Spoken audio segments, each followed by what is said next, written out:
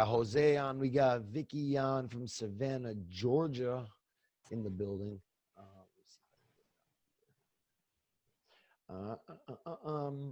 Rabbi, while we are kind of getting it going, this is how you do it. There you go. While we're getting it going, you have a really, really interesting story. And every time I talk to somebody about you, and my kids know who you are, and my friends know who you are, because I'm listening to your shiur, because you are not what I would, and a lot of people would consider the typical story. Somebody that grew up in a religious community and went to yeshiva their whole life. You are somebody that actually knows the quote unquote world very well. You did very well in the outer world, and you did well in business, and you've seen some things, you've done some things, and then you have came to where you are today. So maybe let's, if you don't mind, like a 5-minute, 5-minute story, just a 5-minute version, because it's so good, so people understand who we're dealing with right here. I'll clock myself. I don't know. I can never get it down to a short story. Short version is this: I was born in Israel. We moved to the U.S. 30 years ago. I was 10 years old, and we went to public school because we didn't really know the danger of public schools versus living in Israel. You have Jews around you all over the place. Long story short, we lived a secular, traditional life where we would go to synagogue during the holidays, tried to keep kosher to the best of our abilities, where, we'd never eat pig, we'd never eat meat and milk together, but, still we violated Shabbat, and because we didn't really understand the consequence of these things. Now, when you go to public school, you hang out with different people, and when you're in a country that has 400 million non-Jews, you tend to have a lot more friends that are non-Jews than Jews. But even the ones that are Jews, they're just like you, and pretty much you become one with everyone else. You don't see the difference between yourself and everyone else. So you lose your birthright. You lose your identity, if you will, and it becomes something new. And that's what happens to every kid, to every adult that simply abandons the religious life and joins the secular world, even if they don't necessarily do it intentionally. That's just what happens. So that's what happened to us. We were very into working. We're into making money. I did good in school. At 18 years old, I joined a brokerage firm, started working for them, learning the trade of how to make, how to sell stocks. I was a very good salesman since I was a kid, and this was a perfect fit. Now, for the first few years, I paid my dues, where pretty much I was working. I was the donkey that everybody, used to carry the gold, but they didn't give me anything to eat, though. So I did that for the first few years, paid my dues. And but after 3 years, I went to a different company, started making some money. And by 2003, I got to a point where I was 23 years old. I got to a point where I made my first $1 million. I became a very big producer within that firm, Raymond James, at the time, and decided that I'm going to start my own company. And all the while, I'm living a secular life. I got all types of, things that I want to do in life. I want to build buildings. I want to buy companies. I want to aspire to, become the next biggest thing in the material world.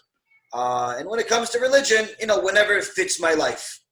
Right. So never openly going against it, never disrespecting it, but nonetheless living my own life as if God is simply going to wait for me. Well, God did wait for me for a little while. By the time I was 26 years old, I was already making millions of dollars. I got to, I think in May of 2006, I had my biggest month in my career as far as money is concerned. I made $1.6 million in 1 month. And that was pretty much like the big prize. I decided to go to Vegas for vacation for a month and a half, play poker tournaments, and, enjoy life, if you will. Yeah. Now, after I came back from the vacation and went back to work and really, decided that, I'm kind of, I'm trying to enjoy life, but there's certain things that I want to fix. And one of the things I wanted to fix was I had a health issue that was annoying to me and about 2/3 of the population. and decided to go to a doctor, and he told me you can have an elective surgery. It's not really a problem. It's not cancer. It's not anything bad, really. It's just something that happens to 2/3 of the population. And you can have the surgery, and you'll be uncomfortable for a couple of days, and then go back to your regular life. I did it, and it didn't happen. It didn't work out that way. I woke up out of the surgery with major pain, and that was in November of 2006. And the pain just wouldn't go away. For the next couple of months, I didn't have more than 15 minutes of sleep, consecutive sleep. Made me, my organs started failing, started bleeding from every hole in my body, all types of horrible things. And after 62 days, my body started calming down, and I started getting back to myself to some extent. I was still in a lot of pain, but not to the same extent. But 6 months later, 9 months later, I started getting a pain in my leg, went to the hospital, and they told me that I have a abscess that's in between two muscles. I have to have an emergency surgery. Long story short, I'm in a hospital in the ICU for the next few weeks. They said it was the equivalent of my spleen blowing up. Wow. Then 6 months later, another surgery, same exact thing, different part of the body. They can't connect the dots. They have no idea why and who and when. And the only one that knows is God. It's just that I'm not asking him the question yet. 3 months later, same exact thing. I keep just going to the hospital, and the timeline keeps getting shorter and shorter. It gets to a point where I'm in a hospital every month. And little by little, my life falls apart. The business that I built, which was a hedge fund, a brokerage firm, an insurance company, all types of financial vehicles, one after another collapse. My investment portfolio, which I was not only a broker, I was also my biggest investor, collapses. All the investments completely, one after another, as if almost like as if you do it on purpose. You can't do that, make that many mistakes. A guy that was supposed to invest in my company ended up stealing $500,000. The guy that I hired to take over ended up stealing. All types of crazy things happened. And simply in a very short period of time, one thing after another, like a domino effect, started collapsing, and I'm not even able to defend myself because I'm sick. And after 7 years of fighting for my life and really getting to a point where I've become suicidal, I scream out, to Hashem, and Hashem heard. My mom got me connected with my cousin, who's a Talmid Chacham, a scholar, who started connecting with me. We started learning together on the phone, and he started giving me answers to not only my current problems, but just questions I had my whole life. And at that point, once I started getting answers to these things, the pain didn't matter as much. It was still there, but it didn't matter as much because I was getting a different pleasure that I never had in my life. And little by little, we continued learning. Every week, we would learn for literally 7 hours straight on the phone. In those days, Skype was still relatively new. So we would literally learn 7 hours straight. He didn't even have a computer. So it was just a phone. And I remember when we first got Skype, it was just, we couldn't believe we could see each other. But long story short, it got me out of this world that I was addicted to. And I saw a lot of things in that world. A lot of the people that that either worked for me or I worked with, had all types of addictions. I tried helping and consulting with consulting people throughout, my whole life. I had a few friends that unfortunately overdosed and died. Some survived. I sent a few of them and paid for rehab a few times. By the way, it's not cheap. It's never cheap. There's no discount rehab. It's either you come up with a lot of money or just die. Yeah. So you get to see a lot of different things. In the business world, you're constantly looking for a high. And I never tried drugs, never cared for it, but I saw a lot of it throughout my whole life. And one of the things that helped me actually was the fact that I hated them. So when I had to take painkillers, I knew I hated them so much that I would literally force myself to take a lesser dose and take less painkillers, even though it meant I'm going to be in pain, just so I don't get addicted, just so I'm still under control. And this is really pure willpower. It's not something that you can choose, just or that somebody tells you. Just you have to choose. Do you want to become addicted or you don't want to be addicted? Right. And when I started getting my answers to life and from God, I started realizing that there's more to life than what I'm doing, and started changing my direction. And now I've changed it to the extent where I try to help people from all walks of life. Mostly Jews, but a lot of non-Jews also, especially ones that want to convert to Judaism. But I deal with a lot of different cases. When you're helping people, you can't just help them with, just keep Shabbat. Right. Or just keep, modesty. You have to help them with the problems that they see as a problem. Right. Not just what you see as a problem, what God sees as a problem. Yeah. Because many times they don't see their problem being caused by the problem that God says is a problem. Sure.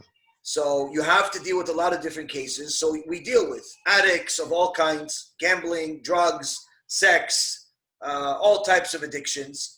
And really what I try to tell everyone is the same message, which is that all addiction is a desire that went out of control. All addiction. It doesn't matter if it's a sexual desire, a drug desire, a sex addiction, a drug addiction, a alcohol addiction. It's started as a desire, and it simply went out of control. For sure. And if you view it that way, then you can beat it, because that means that it's still under your control, since it's technically a desire. It's still within a human power. But when you go to, let's say, the AA method or the secular method, where they tell you it's a disease and you're sick and you need help, and you're always going to be sick, pretty much you've lost the battle before you started. Well, because now you're telling the guy he's sick. There's no medicine that's going to cure it, and that's it. So that means he has to go to AA meetings for the rest of his life, even if he's sober for 20 years. He's still going to meetings because and the guy hates drugs, but he's still going to AA meetings because he still thinks he's sick. He's never been cured, and this is one of the traps of the Satan, of the Yetzer Hara, to get people to different places that they don't belong in. So when you come from the secular world that I've been in and I've seen a lot of things, the picture is clear. When you've lived in, let's say, only in a secular world but never saw the religious world, it's still, it's murky. Yeah. When you've only lived in the religious world, it's impossible to understand. For sure. Why would anybody do it? So the benefit, I guess you can say, of living in both lives is that you get to see both perspectives and you get to see what's right, because you've seen the outcome of both. And Baruch Hashem, we try to use that as much as possible. Obviously always guidance with the sages and what they tell us. And we've helped quite a few people, but there's unfortunately an epidemic in all of the communities, with no exception, with all types of addictions. And God willing, we'll try to help as many as possible. So I want to unpack a little bit about what you said. First of all, huge shout out. We have a ton of people that are saying hello and joining us tonight. So by the way, I'm going to let you guys know we will take questions. So if you have any questions for myself or the Rav, please feel free, type them in. We're going to dig into the questions. I'm going to jive in with you guys. Let's unpack a little bit about what you said, because I come from, I did not personally grow up religious. I am a recovering addict, so I have the experience of addiction firsthand. I also have the experience in working with people, as trying to help them and pull them out and doing intervention work. And one of the biggest things that I see that's a problem, it's a huge issue, is that in our communities, especially in the Jewish communities in Chicago, in Miami, LA, New York, all the big cities, people want to pretend like the problem doesn't exist, right? So it's a level of shame. It's whatever they feel. But here's what got me to the point where I'm like, look, if no one's going to, and I think you said it in one of your classes, in one of your shiurim, that if there's no leader where you are in whatever industry, topic, or niche that is, if there's no leader, somebody's not willing to stand up and say, all right, this is how it's supposed to be done, then you have to be that person. And the truth of the matter is, I got sick and tired of seeing people die. I got sick and tired of going to funerals. I got sick and tired of seeing Facebook posts, Motzei Shabbos, saying this person passed away. And one of the things that I realized is that the reason it's happening is because, for example, a kid, 18, 19, 20, 21, 25, 30, is using drugs, is drinking, and their parents are ashamed. They're afraid that if people find out, there's going to be gossip, there's going to be lashon hara, that we can't let anybody know because, oh my God, if people find out, if only God forbid people find out, it's over with. And best you get with that situation is they call the local rabbi and say, hey, here's the situation, and they're not trained to help. And then you end up with a problem where the mom or the dad have no one to turn to. The kid, or when I say kid, it could be an adult, does not get help, and they end up passing away, or they end up just losing themselves mentally, and tragedy happens. So, the more I started seeing that, the more I realized that someone needs to get up, be the first one to stand up and say, look, not only do I understand on a logical level what you're going through, but I've been there myself. I'm on the other side now. I just want to talk for a second on what you said about the disease element versus the desire element. This is very interesting stuff right here. Because if you go to rehab, you will be taught that alcoholism and drug addiction is a disease. You will be taught that it's uncurable. And essentially they do teach you that God is the only quote unquote thing that can help you. But you personally, once you got the disease, you're pretty much, out of luck. Now, I remember speaking to you about 5 years ago, right? We had a conversation. It was late at night, and I was struggling, and you told me the concept of disease versus desire. Now, for me at the time, it was hard for me to understand that. How can it be a desire if people are dying from it? Well, now I understand that if you have a very strong desire to eat, if you have and you just can't stop yourself and you continue to eat, guess what? You could die. If you have a strong desire, you eat to kill yourself. You smoke to kill yourself. You'll gamble your family savings. You'll do all types of things that a normal person without such a strong desire wouldn't do.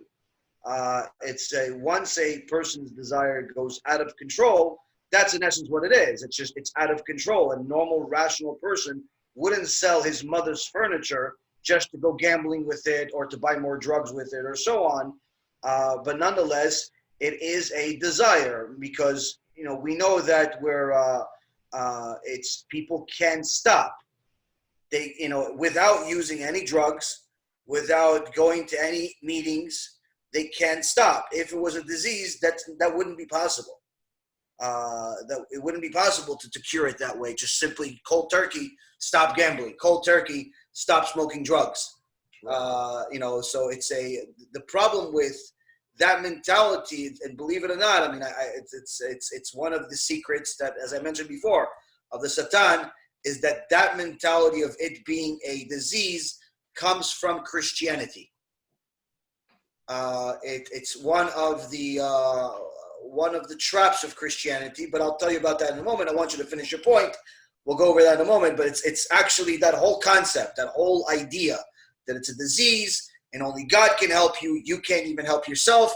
That's actually, in essence, the foundation of Christianity, because what they tell you is that you're a sinner, you can't help yourself, therefore you have to believe in Yoshke, because he died for your sins. So you could just go continue murdering, killing, drug addict, whatever you want to do. As long as you believe in this guy, he could save you because you can't save yourself. That's the mentality. And that's unfortunately one of the ways that they trap Jews into that world, to think that, again, you cannot help yourself. And that's the furthest thing from the truth.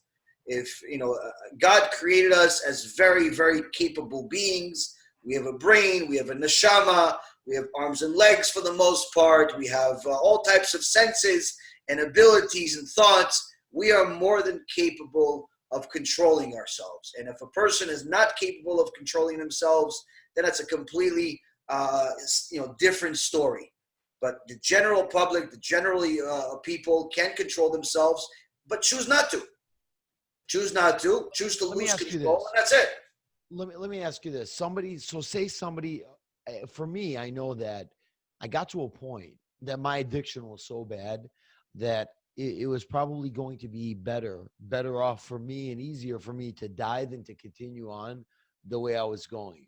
And I'll tell you what happened and how I got sober, and I'll tell you what's happened since then. And maybe you can kind of pull out how other people can utilize some of this, because there's a lot of spiritual tools that were used in order at least to get me where I'm at. I remember getting out of detox and feeling very, very bad about my situation. I felt very guilty, very shameful. And I called someone named Rabbi Ephraim Twersky. Right. And I spoke to Rabbi Ephraim and I told him, I feel a tremendous level of guilt, and this guilt is weighing me down. And he said to me that there was a difference between guilt and regret. And he said to me, you need to listen to this one talk, and after you listen to it, give me a call. And essentially what that talk said is that everything that we go through in life, from the worst of the worst, the most painful of the most painful, if we have gone through it, that means it was decreed from above that we had to go through it. Now, once he explained that concept to me, meaning you cannot escape, like when the brothers sold Yosef into slavery, there was nothing that he could have done to avoid that situation. Why? We see later, because the Jews needed to be saved in Mitzrayim, and he was the only one that's going to be able to save them. So it had to happen. Now, they needed to do TeShuva, that's true. But the fact that it happened and it was ugly and it was painful and it was bad, it was decreed, it had to happen. Once I started to understand that my life, no matter what it looked like, for whatever reason, Hashem wanted me to experience what I've experienced, and now it was time to do tshuva. Now it was time to regret some of the decisions that I made, Right. and to go ahead and fix the mistakes of the past. By what? By doing better, by doing opposite, by helping people. Once I understood that, the high that I was chasing with the drinking, with everything else, I started to feel that somewhat with my connection with Hashem and my connection with people and my community and my family. And once I got a little taste of that, like any good addict, I wanted more. So I continued to go forward. And ultimately, one high with a much better high. Exactly. 100%, right? And with regards to meetings, I believe that people that struggle with addiction, alcoholism, whatever, gambling addiction, eating addiction, sex addiction, they need support. You know, you for sure need a support group. You for sure need people. I'll give you an example. You know, somebody goes out and someone insults them and they feel bad. Somebody insulted them when they got embarrassed at the grocery store. They feel bad. Addicts and alcoholics use drugs because they don't like how they feel inside. They go to the grocery store, they got embarrassed, they feel bad. That person needs to understand that they should pick up a phone and call someone and say, hey, I went through a situation and I don't feel so good right now about it, and get some kind of clarity on it. Why? Because Hashem gave us tools. He gave us processes, brain systems to use so that when we get into a certain situation, we learn how to climb out of it in a healthy way. So I think that initially meetings for me were very helpful in the sense of teaching me what to do when I got jammed up. But ultimately, and I don't knock people that go, and I encourage people to go because they need to get a support network. But ultimately, my support comes from my connection with Hashem and a couple close people that I trust in my life.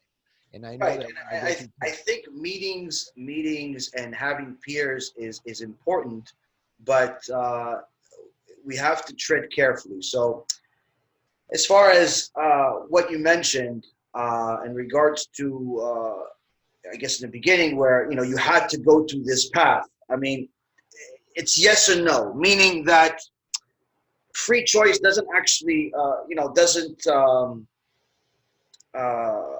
go that way, meaning that the path that you went on or the path that I went on wasn't necessarily the only path. Right. Meaning when we say that this had to happen because we had to get to where we are, or this had to happen because Yosef had to be at Mitzrayim, it's actually not correct, because in essence what we're saying is that God has already predetermined what the world is going to be, and therefore we're just puppets and we don't really have any free choice. So what's the point of even trying? That's actually a influence that's incorrect, meaning that we have to look at it this way. The way it is that although God knows the future, God knows the past, and God obviously sees the present, unlike us, where we see all three as different time frames. The past is what we've seen, present is what we see, and the future is what we want to see or what will be. To God, everything is the same. Past, present, and future is all the same. But it's not in a sense of human eyes, meaning that if we have, let's say, to make the argument easy, we have, let's say, 10 options. Okay, 10 options, 10 paths, or let's say 5 paths. 5 paths of which direction we can go to. Okay, we choose A, B, C, D, or E. Now, the outcome of all 5 will be a different destination point. It may be the ultimate destination may be the same, right? May be the same, but how we get there is 5 different ways. So God knows all 5, right. And to him it's infinity. So regardless of what decision we make, there are different destination points. How we get there is in essence determined based on our actions, but we could also do things to disturb that whole path, meaning if a person commits suicide, if a person simply does things to lose his own right to live, if you will. So it's not that God had to get us to this point, is that when they say that God only does good, that means that with whatever choices are available to us, from all of the options that all of the decisions that we've made, the decisions lead to a certain set of options. So if you, let's say, for example, you smoke crack every single day, the option of winning the lotto, being the CEO of the biggest company in the world, being the president of the US, those options are becoming less and less likely. For sure. Whereas being homeless, murdered, and so on, that becomes much more likely. So out of all of the options that are left available to us from our own choices, God chooses the best one. Right. That's what it means that everything he does is good, meaning that out of all the options that are available, that's the one that he chooses. So if you have, let's say, one guy, became homeless, that means that out of all the options that were available to him, becoming homeless was the best one. Right. The other options were much worse. Right. So even though that's a really, really horrible option, that's the best one available. The other options are inferior.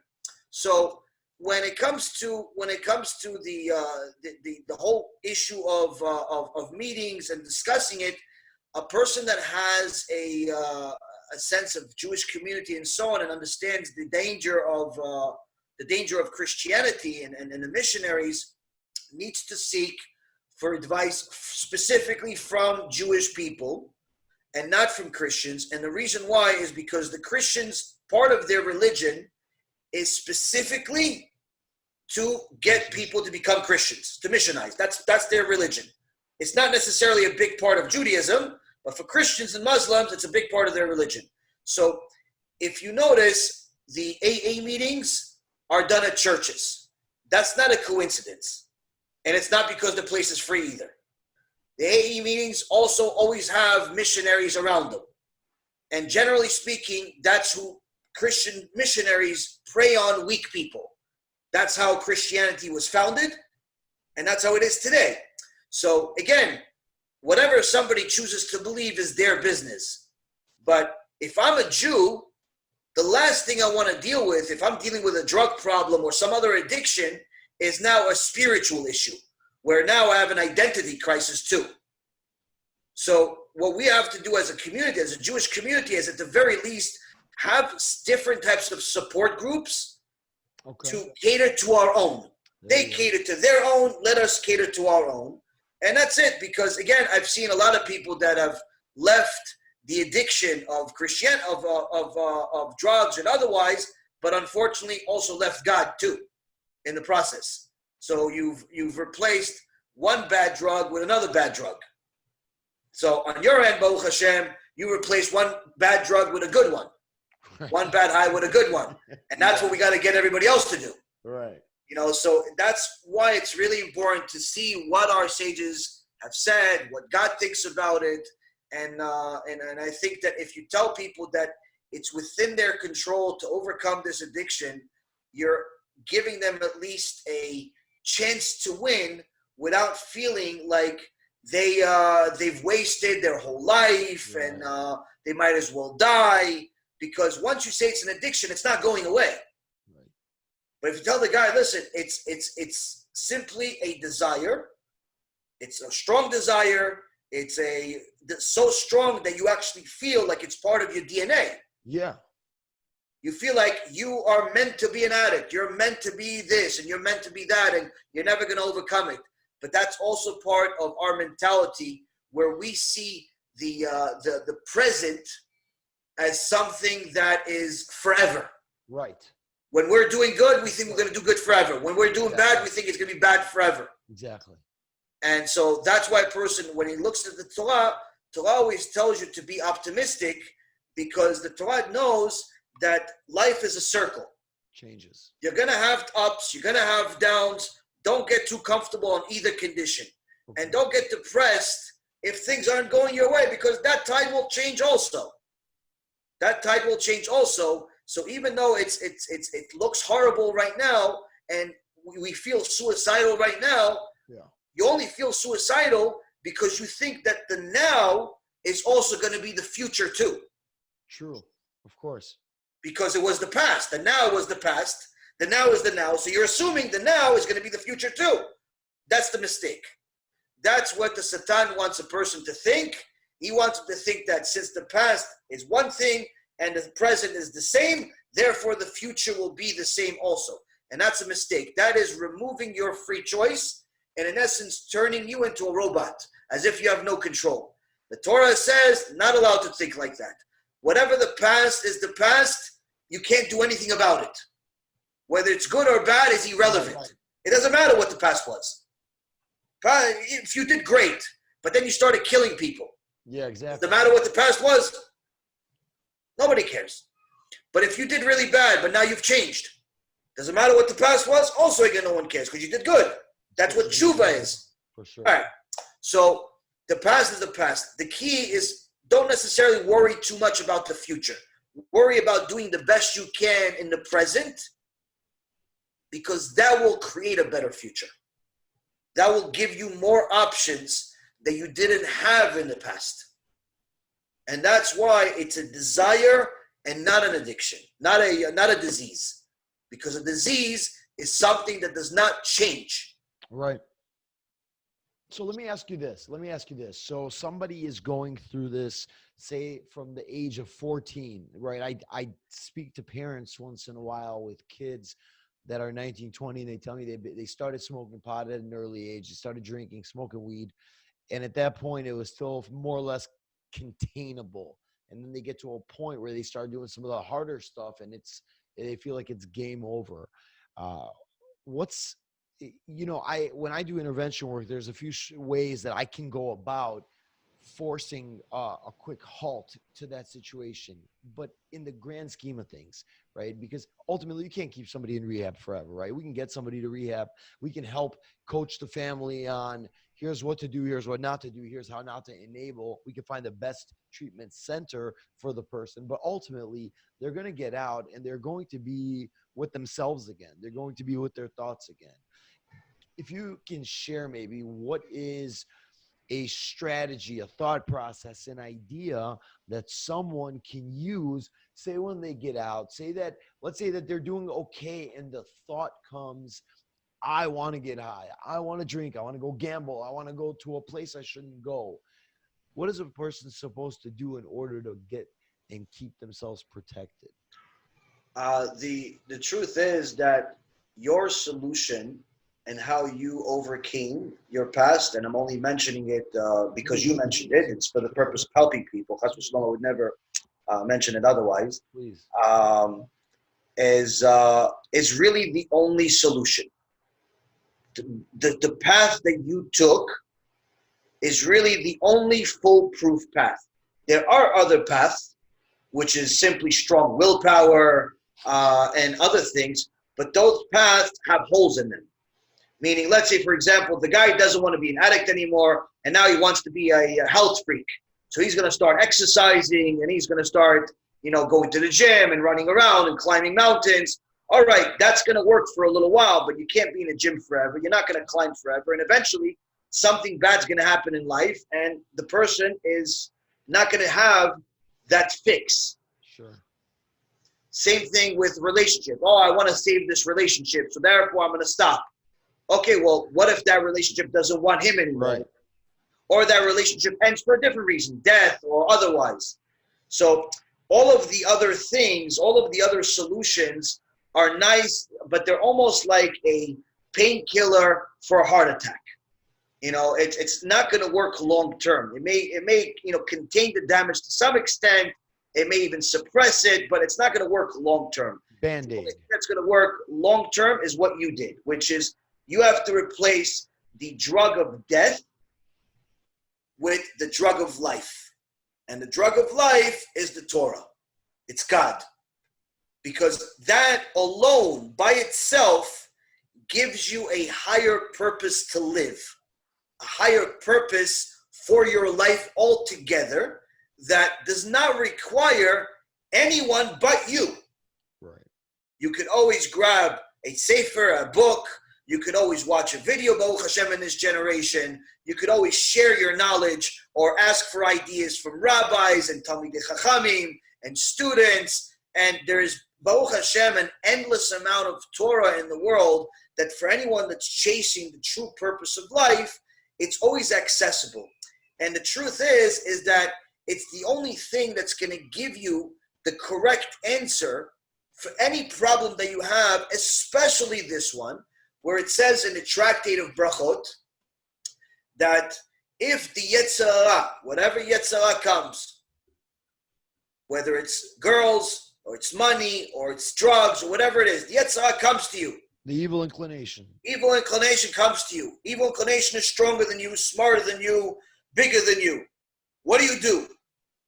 Hashem says, I created a Yetzer Hara, I created a Satan that's strong and wise and so on, but I also created a potion that's going to beat him. That to him is like a potion of death, and that's the Torah. This one fights against this one. And now if he comes, first you have to scream to God, God, please help me. Help me, God. I don't know, this drug is right in front of me. This old friend who's really not a friend just showed up at my house. This party was just announced on my phone. Like, what do I do, God? Like scream out to God, cry to him. If that doesn't work, if saying Shema Yisrael doesn't work, you have to occupy your mind. Take a book, watch a lecture, because an occupied mind can't usually occupy itself with multiple things. If you're deep in study, usually you can't study two things deeply. It's just like you can't be depressed and laugh at the same time. So it's actually one of the ways that psychologists use. If somebody's depressed, look in the mirror, smile, even if it's a fake smile for 20 minutes in a row, right, it'll improve your mood.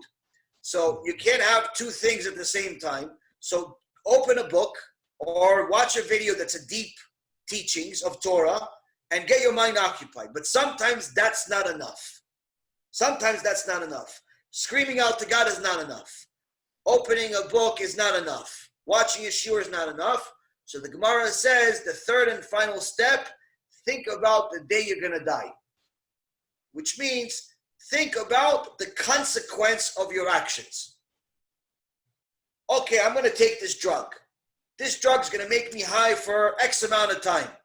Eventually, that high ends. Let's say I have enough for 2-3 highs. Okay, but that high ends. It ends at some point. Then I already know the feeling that the high ends with a really, really horrible feeling. And not only a horrible feeling, but also a hole in my pocket. And not only a hole in my pocket, a hole in my relationship. A relationship with my wife, relationship with my husband, with my kids, with my parents, with my boss, and with God himself. I have a hole. I've created so many holes. For what? For 15 minutes of pleasure? Right. When you start thinking out the whole equation, right, no rational human being would play out that whole equation and still do it.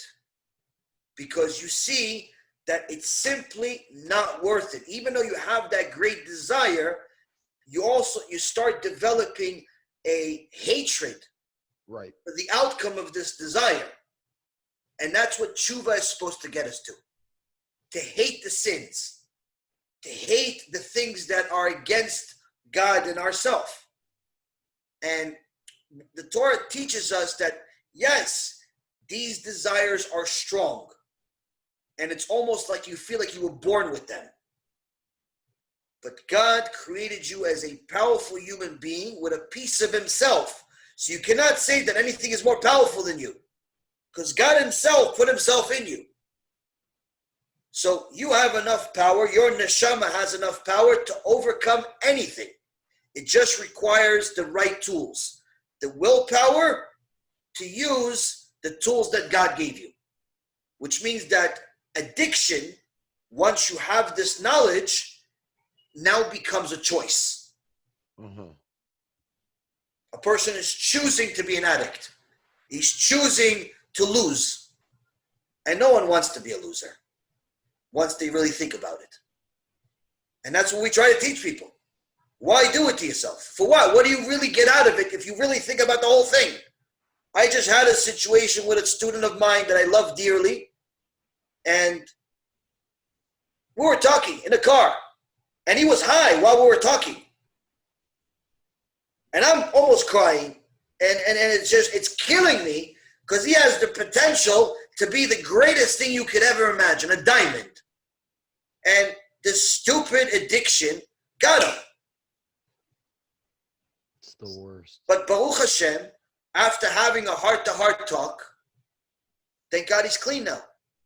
He's clean, and he's going to continue staying clean, but it's only through the power of Torah. There is no other permanent fix that's foolproof. There are other things that work, but they're not foolproof.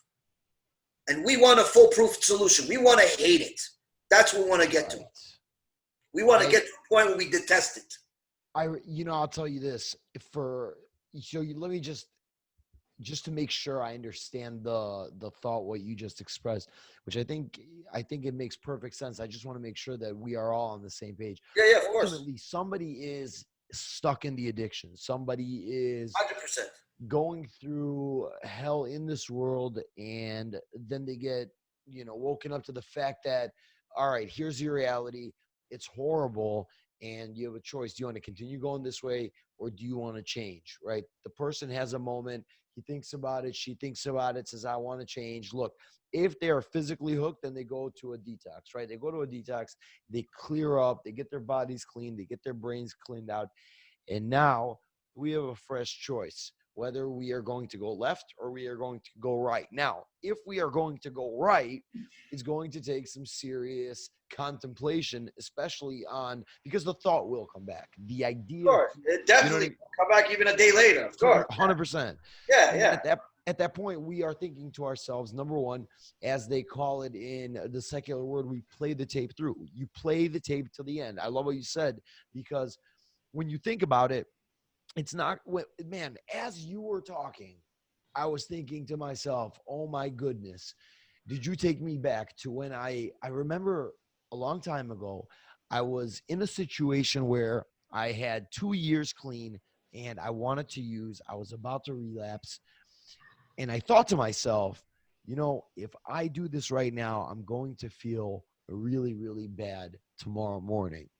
And I might have thought a little bit about that. But had I thought about the fact that not only am I going to want to kill myself the next morning because of how guilty I'll feel that I did this after 2 years, but how much money I spent. And you hear the birds chirping. Everybody knows, anybody who's ever had a problem with uppers understands what it means when the birds start to chirp. You really want to jump off the building at that point. And you realize the money is gone. You realize that you missed 75 calls. Your family's looking for you. Your friends are looking for you. The amount of terror, the sheer horror that comes upon a person. And as you're talking, I remember thinking to myself that night, had I played that all the way through and gotten all the way to the point at the end of the tape when I say to myself, you know what? I think I should just go home tonight and maybe eat a pizza instead. You know what I mean? Like, Fantastic. it's like I would have saved myself real Gehenna in this world. And it's possible. It's possible to save yourself from going to hell in this world if you actually understand what the Rav just said. By actually, if you're clean. Now, if you're stuck in the addiction, if you're steady, if you're using right now, yeah, you have to get out of your system. You got to stop. One way or another, you got to stop, because we're talking about a person that stopped and now has a choice. Because once you're using, the choice is gone. I mean, once you're using, the choice is gone. You need to stop. It's manipulated. You're two different people. You don't have the right head. Exactly. Once the drug is in you already, it's very, very difficult to make any rational decision. Exactly. 100%. So no, you have to get out of your system. That's you need to get professional help for that. It's not because it can be dangerous. Some situations that I've dealt with, people almost died because they tried doing it on their own. No, that stuff you have to do professionally and get it out of your system. Once a person's clean, there you go. Then we have our senses back, and little by little, those senses become sharper. But a person has to play it out. I mean, actually, you reminded me when you mentioned what you said, how I actually deal with people that are sex addicts. Right. Which, believe it or not, is not too different because sex doesn't necessarily always require another person. And so what ends up happening is that a person gets hot and they simply, they end up wanting to waste seed. They end up wanting to be with somebody they shouldn't be with and perhaps cheat on their wife or whatever it is. Yeah. And they just simply lose their normal senses. So one of the best strategies that I tell people to cool themselves off when it comes to that particular addiction is one of a few things. One is, if you're in your house, jump into a really, really cold shower. Okay. Don't wait for a second. With clothes, without clothes, doesn't make a difference. Go into a really cold shower. Once your body cools off, naturally the heat cools off. You're going to start coming to your senses and realize it's a bad decision to do what you're about to do. If that is not available to you, you have to exert your energy in a different way. Stop whatever you're doing and start doing as many push-ups as possible, or sit-ups, or whatever is going to take your energy away. Physically exert yourself. Physically exerting yourself. Lift stuff, push-ups, because also it's going to occupy your mind. The third, and that's only if the other two are not available or you've seen that they don't work, is actually take your fingers and pinch yourself in some sensitive spot like your wrists or the back of your leg. Inflict a little bit of pain to yourself. Wake up. Because a normal person, I'm not talking about people that are sadistic. Sure. It's a different equation altogether. A normal person loses their arousal once they have pain. Right. So these small little tricks, if you will, right, come from the Torah, actually. It's not your own. It's not mine. It's not my. None of this is me. There's no credit. There's no copyright on anything. Everything is in the Torah. Everything is God. And the beauty is that once you use these little tools, it allows you to see clearly how this is only an addiction to a desire and not a disease. Because now you can control this monster, right, whether it be sex or drugs or whatever it is, with a pinch, with a shower, with sitting down, with eating pizza. Sure, with something that really, and when you really think about it, it's not really a big deal. Yeah. You just got to want it. Right. But the brain blows it up. It's kind of like what you were saying, how you think if you're feeling good, you think you're going to feel good forever. You're feeling bad, you're going to feel bad forever. You want this desire. You want it. You want a bag of dope. You want some coke. You want to drink. You want to smoke. You feel like this is never going to go away. And I'm telling you, as a recovering addict, I know what it's like to feel like this craving, this thought will never go away. And not only that, it's keep getting bigger and stronger and more powerful. But I think the reason why it's getting more powerful is because you're feeding into it. You're thinking about it, and you're thinking about, when I do it, it's going to make me feel this good. It's still an option in your mind. Right, exactly. As long as it's still an option in your mind, you're always thinking, okay, it's gonna happen at some point, so might as well do it now. Exactly, 100%. Let me take a 2-second break and just let people know, guys, whoever is watching, I see we got a lot of people on. If you have any questions for the Rav on questions about addiction, whatever addiction, doesn't matter, any addiction, please put it in the comment box. If you have any questions for me, I am plenty certified with addiction and thank God, Baruch Hashem, in recovery. So if you have any questions for either one of us, please put it in the comment box. I'll try to keep my eyes out for the comments. Let me ask you this. Let's go back to the communities, especially the Jewish communities. Yeah. Why is it that we are having such I went to someone and I asked them, hey, I want to do a lecture, a shiur in the shul, and I want to put a poster and invite all these people to come to the shul so I could do this. And what he said to me is that most probably people are not going to show up at all. And I was like, what do you mean? And the reason why to me it was a surprise, I come from the marketing world. So if you put a good promotion together, you offer a good offer to someone, give them incentive, they'll show up. So I thought, listen, you educate people about addiction, you give them a little bit of a story, you entertain them, you give them a little something to munch on. Why wouldn't they come? And he explained to me that people are not going to come because in their minds, God forbid, my next door neighbor shows up and they see me there. And I thought to myself, like, this is so crazy that people are afraid to go to a lecture, a shiur, a talk, because someone might, even if it's not them that's addicted, even if it's them that are just going to learn about it, unless it's like a really well-known event, people are not going to go. What's the best strategy I can use to really penetrate some of these communities that really in a dire way need help, but have no way of asking? They don't know how to ask for it. And when it's offered to them, they don't even know how to accept it because they are so covered in hiding about this whole topic and so much guilt and shame around this whole thing. How do I, as an interventionist, as a person that is in the Jewish community that wants to help them, how do I break in and help them the best way? Well, I mean, I think that the issue of pride is a very big factor in simply not allowing people to get over themselves, to allow themselves to be educated, because no one wants to admit that they're suffering, that they're wrong, that they are experiencing a problem. And also because they're either afraid of losing a certain name, their stature, their shidduch for their kids, and all types of other things that are all important.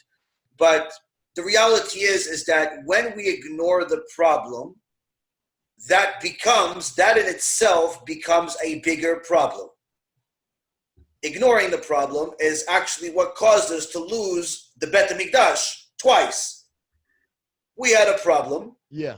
People weren't keeping the laws, and no one wanted to rebuke anyone. No one wanted to acknowledge the problem. The few that were rebuking were being kicked out of communities or actually outright murdered. Wow. And when God saw that there's no one to rebuke left, no one to bring change left, he said, okay, since no one's going to change it, I have to change it. Right. He destroyed the Bet HaMikdash twice because of this. So in essence, we are just repeating the same mistake for over 2,000 years by ignoring the problem. Now, how do we overcome this? There's a couple of ways. One way is what I've been trying to do myself for the last several years, which is to start small. Start with a group at your house, at their house, at somebody's house, or at the shul that's willing to accept it. Whoever shows up, shows up. 2 people, 200 people, doesn't make a difference. You're going to perform just as good either way, and you're going to have the world as your audience either way because everything's recorded. In today's world, if you didn't record it, it's as if it didn't happen.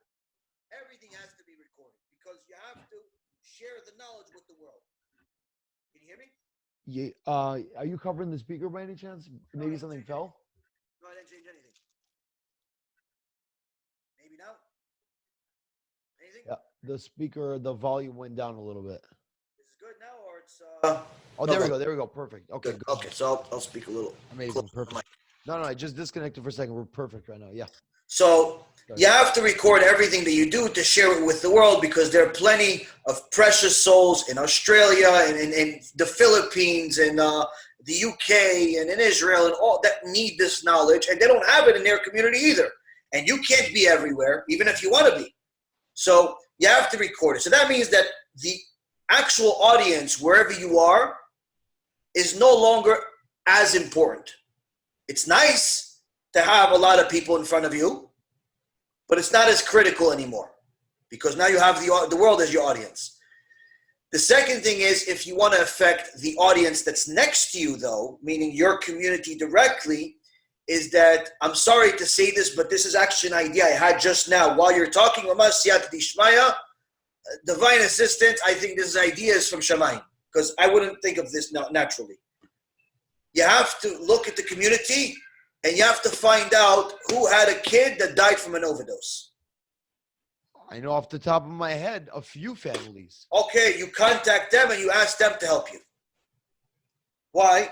They're not going to come for you, but they'll come to them. This is in memory of my son. This is in memory of my daughter. This is in memory of my cousin. This is in memory of somebody. We're having an event now it's no longer coming for the sake of my personal problem. It's coming to honor my friend, even though it's really my problem. I don't have to admit it anymore. Yeah. I'm coming to honor my friend. I'm coming to help my friend out. And you have to find out who had a loss in the family, because they're going to be as much on fire about it as you are, if not even more. And they're going to get their friends. And they're going to get their friends to get their friends, because now what kind of friend are you if you're not going to get me people to come to my event?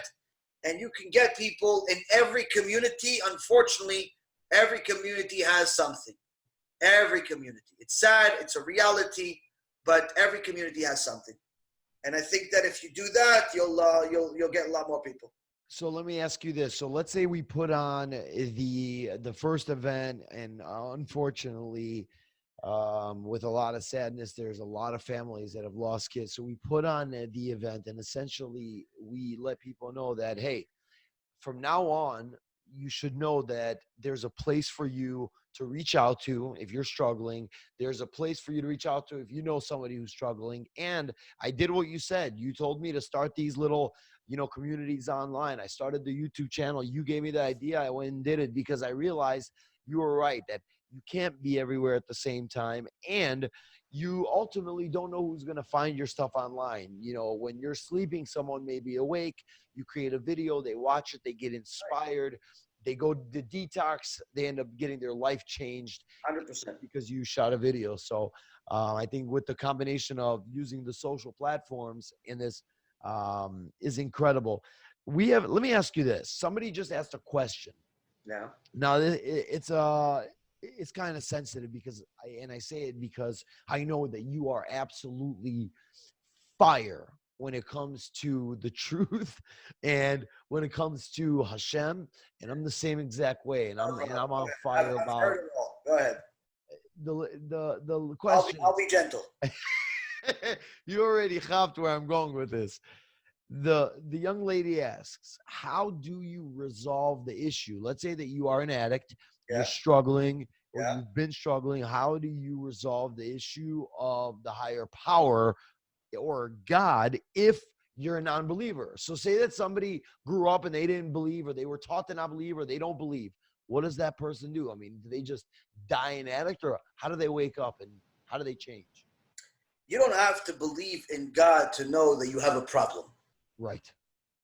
A person knows clearly when they wake up in the morning, or whenever that morning is, because when you're an addict, that morning changes at different times. And you wake up wishing that you did it, with or without your belief in God. Now, a person knows that they're not happy with their life, and no one else is happy with their life because they're an addict, because their life didn't go out as planned. When they were a little baby playing with toys, their parents didn't dream up, I can't wait for my kid to grow up and be an addict. Right. When they were in high school and before they got into addictions, they didn't think, I can't wait to grow up and I'm going to be an addict. No one ever plans out to be an addict. For sure. Once somebody becomes an addict, the belief in God is not necessary for them to know that it's a problem. It's a very serious problem. Now, the question is, how can I overcome this problem? If you're going to overcome it by yourself, meaning that you don't have there's no higher power, there's no God, and I'm just simply going to use my own powers, where clearly your own powers haven't worked. Your own powers and your own logic hasn't been enough to convince you to live life as a good, civil, healthy human being. Yeah. Your logic of a godless world has led you to where you are now, which is hell. Even if you don't believe in hell, you're in hell. You can define it any way you want. You could call it Pikachu. You call it Bamba. Call it whatever you want. It's hell. Yeah. So now your logic clearly didn't work. Now, if you look at God's logic, the God that you don't believe in's logic, he actually wants a better plan for you. Right. He wants you to live a life that's clean. He wants you to live a life that's precious, that's valuable, that's meaningful, which means that even if you don't believe in him, at the very least, you should try out his advice. And try out his advice how he said it, because even if you don't believe in him, clearly your strategy doesn't work. Right. So what do you have to lose? Right.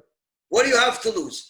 Now, the beautiful thing is that God says in the book of Deuteronomy, if you look for me, you will find me, but only if you look for me with all of your heart and all of your soul. Now, what does it mean to look for God? Look for God means start doing what he says, even if it doesn't make sense to you.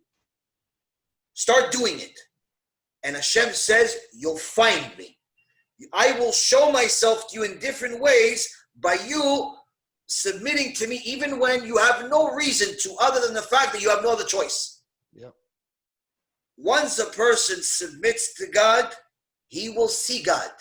And he'll become more religious than you and me. Why? Because he will see his own amazing enlightenment that the only regret he has is that he didn't have it before. And that's the beauty of God, is that God minimizes himself to get to every single human being. All he wants is for you to at least look for him. Try it out. Yeah. But don't do it your way. Your way doesn't work. Your way is the atheist way, the idol worship way. Do it his way, how he said it. And you'll find him in a beautiful way that is unique to you, and you're never going to want to let it go. And that, again, like I said, you don't have to believe him to start this. You just have to be able to use your brain and realize my strategy does not work. It hasn't worked. There's no reason for me to think it's going to work. So therefore, I have to do something else. And you would do it in every other plan. If you're an overweight person and you've tried your own way of dieting, it didn't work for 20 years. Yeah. Even if the guy that comes to you says, listen, I have a plan that works. He may be just trying to sell you something. But you know what? You know that your system doesn't work. You know that staying with it is definitely not going to change anything. You take a shot. If you're going to take a shot at a dietitian selling you some cornflakes and telling you it's going to make you lose weight, why don't you take a chance at the God that you don't believe in? Because maybe you're wrong. How sure are you? I mean, there's no chance whatsoever that there's a God? There's zero. There's always, everybody can admit there's at least a 1% chance there's a God. Take a chance at God. Try it. There's first of all, thank you so much for sharing that. Another comment came in that I want to bring out, but you know what's amazing is that there is a part in the AA book. It was one of the stories, and there was a line I'll never forget when I read it. The guy said to himself that he didn't believe in God, that he grew up not believing in God, and then one day he had this thought, and the thought was, who are you to say there is no God? He thought to himself. He thought to himself, the thought, and then he said, you know what? I might not know what it is or how it works, but let me give it a shot. Thank you so much for saying that. Also, Vicky says, I'm a very spiritual person, but the program is in quotes. She means the 12-step program will tell you that a higher power can essentially be anything, even a doorknob. And I just want to say one thing on that. I heard that many times too, and thank God we are not in an AA meeting, so I can speak freely. They do say find anything out there that's a higher power, even if it's a doorknob. And I think it's a very silly thing to say, because It's demented.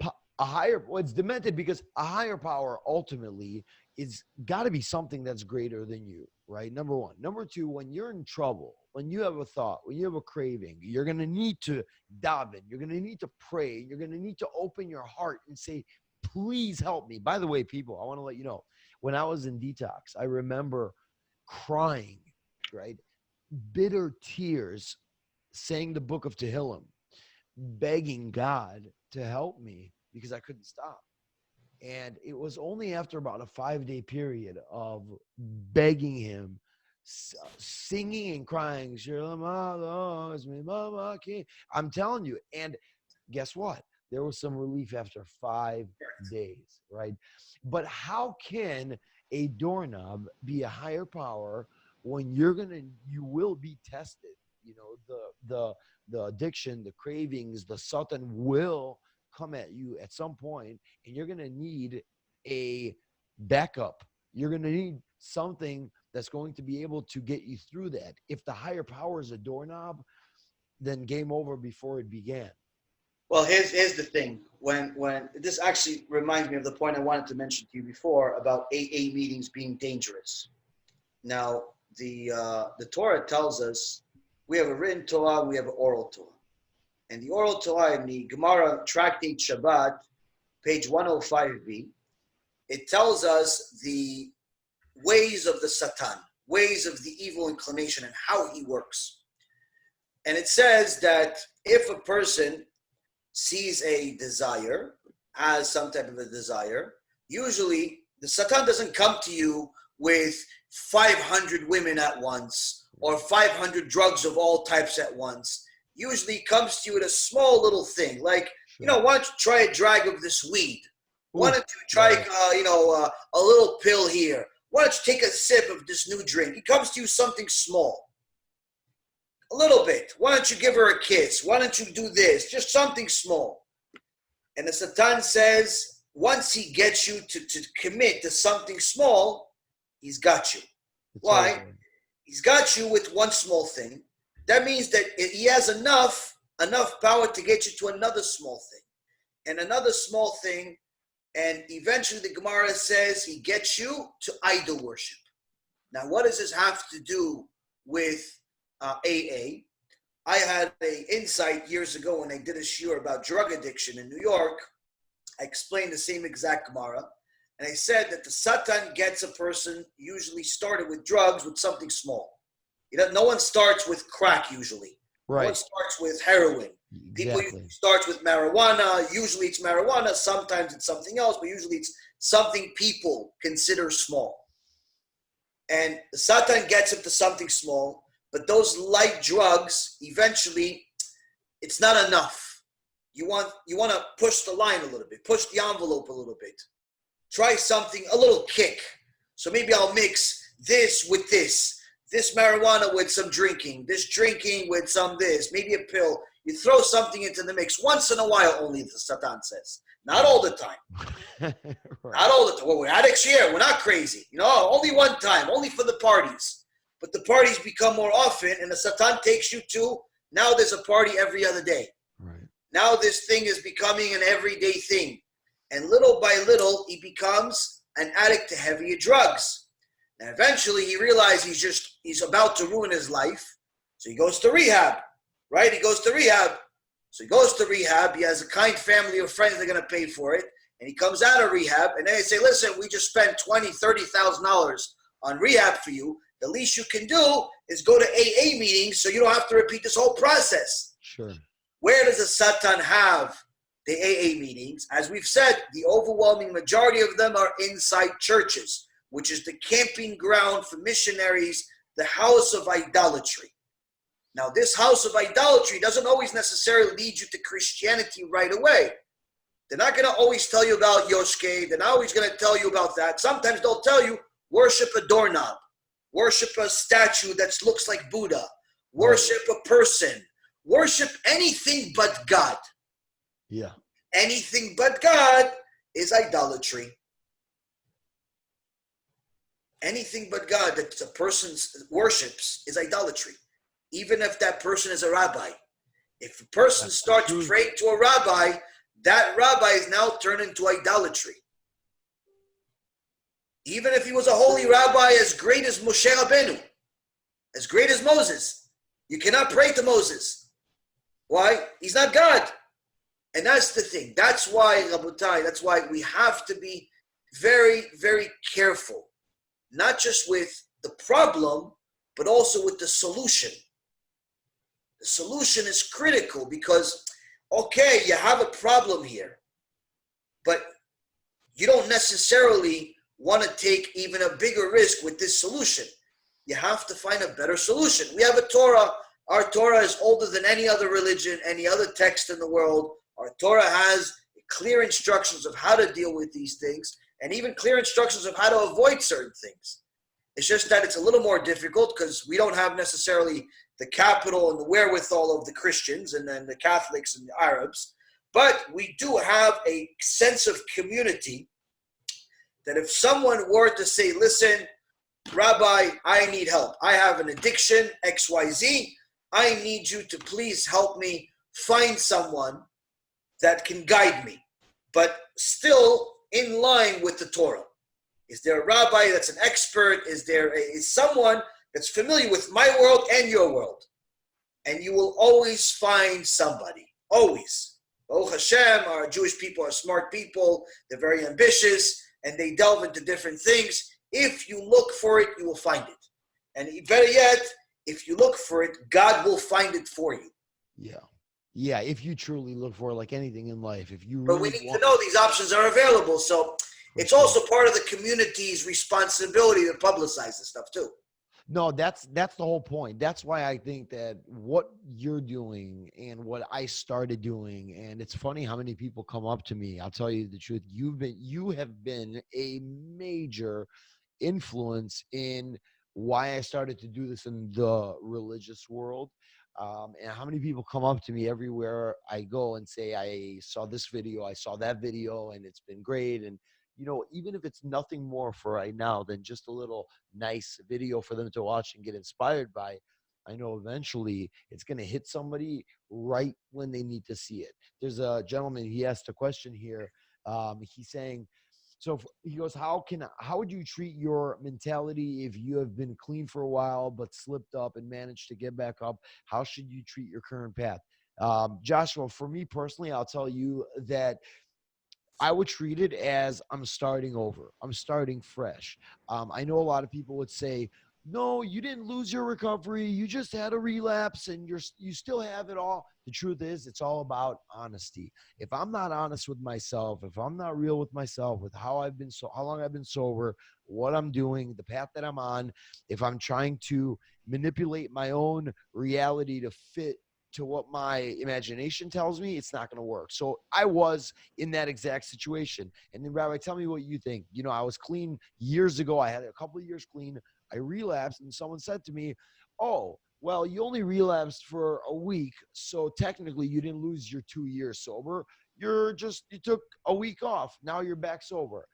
For me, it didn't work because it's all about momentum. I needed to put the drug game and the drinking away for life, not a break, not for 2 years, forever. I cannot drink. I cannot drug ever. So if God forbid a person stumbles, yes, you have to get up, but you also have to be honest with yourself and say, look, I messed up, but now I'm back up. I'm starting over and I'm moving ahead. So how I would do it is I would say, I'm starting fresh. I would get a fresh perspective on life, get a new pair of goggles and rock out. What do you think, Rabbi? Everything you said, I'll put a name of a sage with it. Now, the Rambam, over 900 years ago almost, said everything you just said, just slightly with a few texts attached to it, where he said, in order for a person to change, to do TeShuva, to transform their life, it's a several-step process. First, it's 4 steps. First step is to stop. Cut it out. It's wrong. Stop it. As long as you don't think it's wrong, why would you stop? Sure. You have to stop. Second step is to put a fence around yourself, in essence, that not to go next to trigger points. If it's an addiction of drugs, that addiction has trigger points where certain people remind you of the drug, certain things on the screen remind you of it, certain clothes, certain places. Don't go next to those trigger points. That's step number 2. Why? Because you're hurting yourself by reminding yourself constantly of it. Third step, regret it. Regret it. Now, this part confused a lot of people. Why?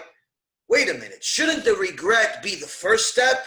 If I regret it, therefore I'll stop it, and therefore I'll put the fence? So Rabbi Yisrael Misalant, almost 200 years ago, explained it. He says, no, the regret cannot be the first step. And the reason why is when a person does something, the first time to test it out, he's just testing things out. But if nothing bad happens, he tries it again. After he tries it again and nothing bad happens, now it becomes like it's allowed to do it. It's not really wrong to do it, which means that when he is addicted to something, he doesn't really think it's wrong. Even when he wants to stop, he still hasn't arrived at the conclusion that it's wrong, but he only wants to decide to stop this thing because he wants to become better, not necessarily because it's wrong. So the regret doesn't start the whole process. It's the third part, because only once you've removed yourself from the bad stuff for a while, you stopped it, you put a fence around it, you've gotten away from it already for several months or even several years, and you see how bad it is now from that perspective of not doing it, now you're going to feel regret. Now you're going to start hating it. Yeah. Now you're going to hate it. And that is going to be the strongest thing that's going to keep you going, because you've developed a hatred for it. The fourth step is God saying the stamp, you've completed your tshuva. Yeah. And that's the key. A person has to arrive at a point where he hates it. He hates that addiction. He's disgusted by it. He's revolted by it. When he sees it, he literally wants to vomit. That may take different people different amount of time, but that's the goal. If a person is constantly relapsing, that means he hasn't arrived at the hatred part, at the regret part. It's still an option. And he has to work on himself or herself a little bit more to start thinking out of all of the bad outcomes that happen as a result of this thing in order to relive them mentally and develop that hatred for it. How much bad came out of this thing? It almost killed me. It almost killed my friend. It killed another person. You start thinking about all the bad stuff that happened as a result of it, and get yourself to think about it every time you see a trigger point. Think of all the bad stuff again. And little by little, train yourself to hate it. And when you hate it, not only will you not fall for it, but when you see other people doing it, it's not going to trigger you. It's actually going to make you feel bad for them. Yeah. Then you will become strong enough to help them. And that's also another key step, where when you help other people, you actually are helping yourself. You're helping yourself because you're constantly repeating that initial chizuk, that initial strengthening information over and over to yourself, like a mantra, if you will, or some type of lesson that's constantly going into your head, that it's basics. And the basics are called basics for a reason. Everyone needs them. Well, it's like a teacher always learns more than the student, because they continuously replay, like you just said, they replay that information. They put it, when it goes through their head again, it goes through another filter, and they see it differently. They understand it differently. It gets, and I'll be honest with you, one of the biggest reasons why I started doing all this months ago is because I said, hey, I need to get occupied and busy up my time in a way that's going to ensure my own sobriety. And I found that, first kind of doing a couple interventions and talking to people that were struggling, 100%. I realized it was huge. It was amazing to see people get better and people get inspired and watch your stuff or talk to you. It feels good as a human being to know that I am of some use to people. But what was Your really suffering was actually of use to the people. right. now became valuable. 100%. 100%. And to be able to come home and to actually look at it the other way and say, wow, that person's struggle that I was able to partake in and try to help out a little bit kept me sober. It gave me a little bit of gratitude. It gave me a little bit of humility. It gave me a little bit of an understanding deeper than I had before. And that was the beginning motivation. As I continue to do this work that I'm doing, it grows and it evolves. But the more I do, I feel like the hungrier I get because I see how big the problem is. And Problem is enormous.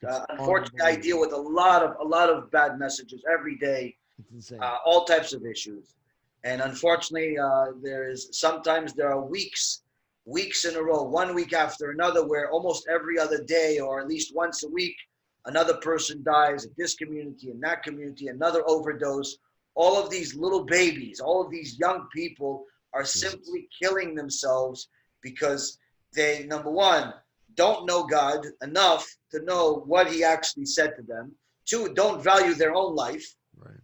And three, even if they did, the options are limited because of this, warped mentality that your problems should be only your own. Yeah. Don't expose them to the world. And that's the opposite. Our entire Torah is exposing the greatest peoples in the world, their problems. Yeah. Moshe Rabbeinu's problems with the nation, Avraham, Yitzhak, Yaakov, David, all of them. What does it talk about in the Torah? All of their problems.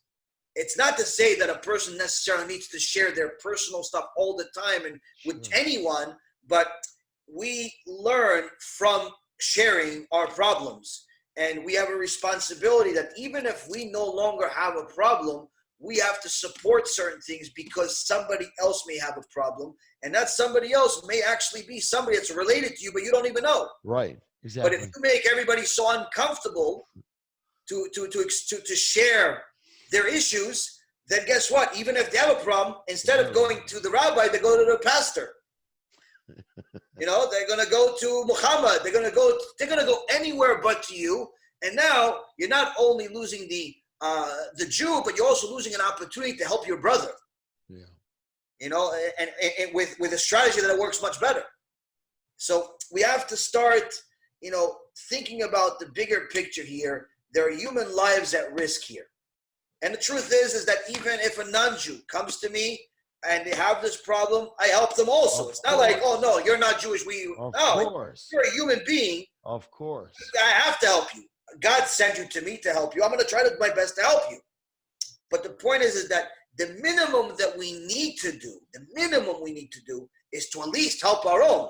If you can help others, you can help non-Jews too, help them, of course. But the key is to know that we're not even doing the minimum. We're not even doing the minimum because there's just simply an epidemic happening in every community, all types of addictions. It's a insanity. I'm telling you, right now your focus obviously is on the drug addiction. I deal with a lot of others, and I'm telling you, it's an insanity. How many addictions we have in Jewish communities today that are being ignored. I'll give you a small example. Sure. People that are not familiar with gambling don't think of gambling as something in the same wavelength as drug addiction. Oh, it's insane.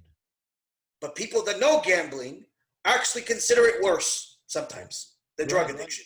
Right. Now, there is places now, synagogues run by rabbis, Orthodox rabbis, that have events in order to bring people where they have like a fake casino inside the synagogue in order to collect tzedakah money. And somebody wins a prize and so on. But they actually have a casino in the place in the name of, to build a community, not realizing that this is mamash, the Satan himself has fooled you because you don't know what a casino is, because you don't know what gambling is, and you are ignoring everything that's from the outside world that's affecting your own community.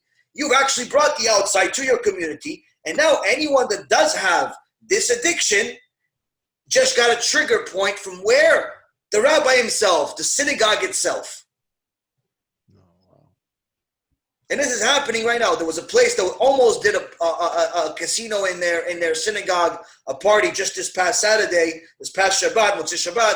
But Baruch Hashem, I spoke to the rabbi over there, and he canceled it, and they changed it with something better.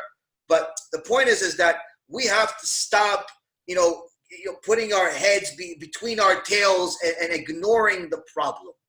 There are many, many problems, and it's time we face them and face them head on, because we have a manual called the Torah that says how to face them. There's a way to face them. We have an instruction set. It's from God. It works. And that's really, the only solution. We have to face the problems. But the only way is if the communities become more supportive of allowing the rabbis to be more open about speaking openly about these things, and not everyone hiding for their own thing. It doesn't help anybody. I had a next door neighbor in Boca Raton.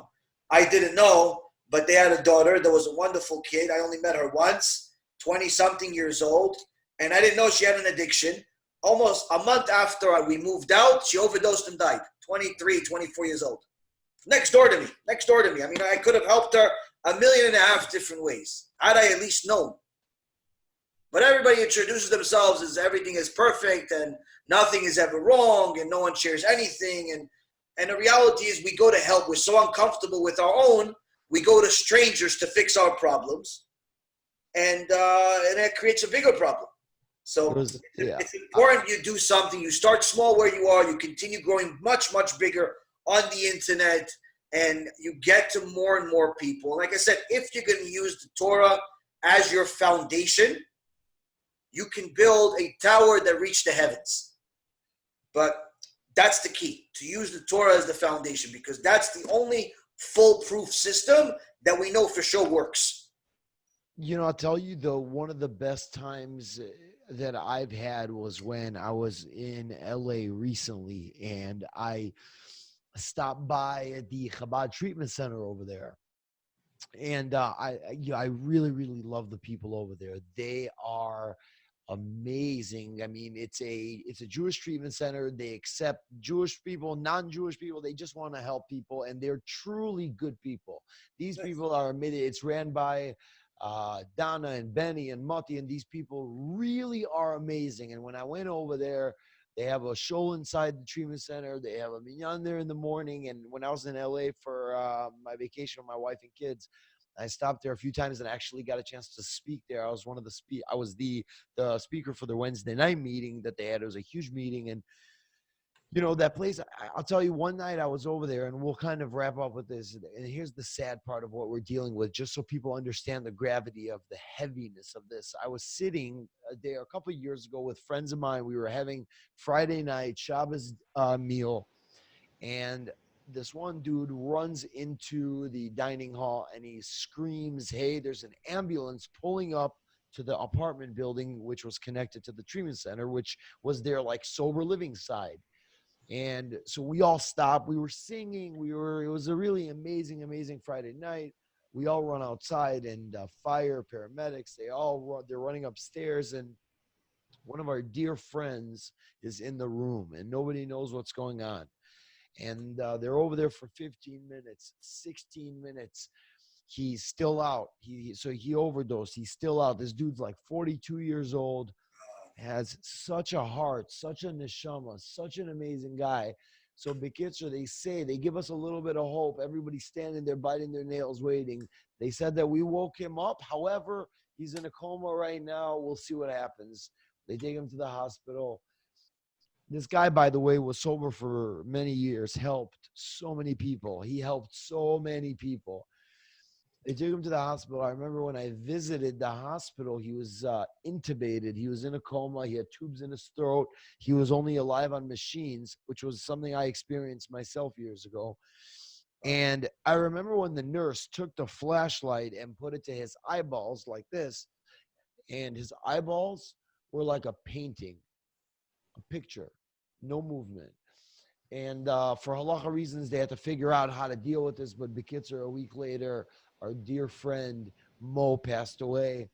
And another person, 42, 43 years old, had the world, in his palms, friendly, beautiful, beautiful person who was gone and killed because he couldn't overcome this thing, this thing that can be put in remission once and for all. It can be overcome, but there needs to be a plan.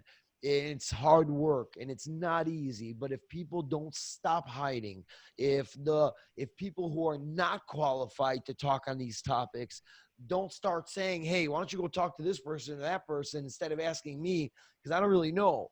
Of course, yeah. I mean, it's being truthful. You have to know what you're talking about. You can't just decide to just talk because it's going to get your audience. That's it. And look, we've been at this for an hour and 40 minutes, so there's still a ton of people on, and there's and you're going to see, there's other Hashem, there's going to be a lot of people online. I'll tell you this is my final point. That's, again, same exact point as you. I'll just put a Torah name on it. Yeah. We're a good team here. You say the actual idea. You give me the idea. Who said it? You the alley-oop. Yeah. So the beautiful part is that everything you just said is in the Midrash. The Midrash says, how come God waited almost 200 years, over 200 years, before he took Am Yisrael out of Egypt? Now, for the first 100 years, we were doing okay. It was with Joseph and his brothers running the country, but then they all died. So for 116 years, we were slaves. How come God waited 116 years to take us out? I mean, we were slaves. We were suffering for a year, 2 years, 3 years, enough. Even the Holocaust didn't last for 110 years. I mean, come on, why 116 years? They were killing people. Horrible things were happening. Why are you waiting? What are you waiting for, God? God wasn't waiting because he wanted to wait. God was waiting because Am Yisrael didn't have anybody that was willing to sacrifice their life to save the rest of the people for all of those years until Moshe Rabbeinu came. Until Moses came and was willing to sacrifice his life, no one else wanted to come and sacrifice his life. Everyone wanted to do comfortably. Listen, I want to guarantee it's going to work. Right. I want to guarantee I'm going to be popular. Yeah. I want to get a guaranteed paycheck. I want to guarantee. No. God says no guarantee. You want to sacrifice your life, put your life on the line? Okay. No one was willing to do it until Moses came. And when Moses came and was willing to put his life on the line, Hashem says, now it's going to work. And the sages tell us, if it wasn't for Moses willing to put his life on the line, we would still be in Egypt till this day, 3,300 years later. Wow. So that's why when the Mishnah says, "B'makom she'en ish tishtadel liot ish," in a place there's no leader, you be the leader. You be the leader. Okay, no one else is doing it, you do it. You start the fire, God will help you. You're doing it in the name of God, you're doing it to help people, you're doing it for good reasons. That's it. And then Bezat Hashem will help you in a lot of different ways. And you'll see the results continuously grow in a snowball effect. And again, you mentioned before something, this video maybe won't be that big, maybe not. Listen to me. If this video, even in 5 years from now, helps one person 100%. overcome addiction, 100%. It was not only worth it to make the video, it was worth it to come to the world. It was worth it to come to the world and exist just for this video. Why? Because that person changed their entire life. That means that they changed the life of whoever they're with. That means they changed the life of their children. That means the children are going to change. There's generations and generations of effect. This is why I do what I do. You tell a person to go to the way of Hashem. You tell them to do TeShuva. I don't know if it's going to work, not going to work. That's not my business. My business is to bring the information. Yeah. Once I give you the information, you make the decision. Yeah. And the key is the more people listen, the more people change. And there's, Baruch Hashem, countless people every single day that send messages and thank you notes and so on, that their life has changed by starting with a video. Absolutely. Starting with a video. And you never know. It's a video they made 5 years ago that you forgot about. For sure. But for them, it was the first time they ever saw it. It's like it's live. Sure. So that's why you keep doing it, and Hashem will bless you. Bezat Hashem will do this again. Help a lot of people together. And Bezat Hashem get Am Yisrael closer and closer to where we need them to be and where Hashem is waiting for them to be. Amen. Rabbi, thank you so much for connecting with me on this. It was a huge honor for me and a privilege to do this with you. Like I said, reading the comments and all the engagement, it seems like this is something that people definitely want more of. So you and I will connect. We will talk because I know that this is such a big, big thing that needs to be addressed. And I think it needs to be addressed by people that are willing to carry the weight. And I have so much respect for you. You have personally helped me, and I want to publicly thank you and let people know how much I truly respect and honor you for the person you are. So guys, thank you so much for joining us. My name is Leo. This is my dear friend, Rabbi Yaron Reuven, and we will see you guys next time. Hope everyone has an amazing night. Thank you so much for joining us. Okay.